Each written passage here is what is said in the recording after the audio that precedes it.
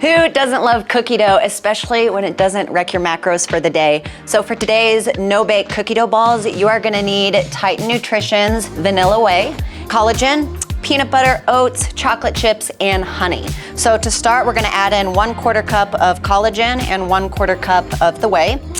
Then I'm going to add in 1 cup of oats, and I'm gonna add in 1 cup of peanut butter.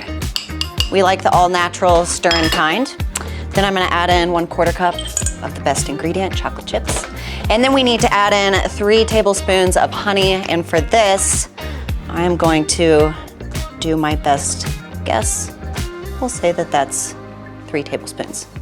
Now, I'm gonna take my spoon. I'm gonna give this a good stir. Okay, so stir it up really good until all your ingredients are combined well. So I've got everything nice and mixed now. So I'm going to take these and form them into delicious protein balls.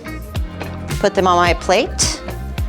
And then after you get them all plated up, you're gonna place them in the fridge for 30 minutes to an hour.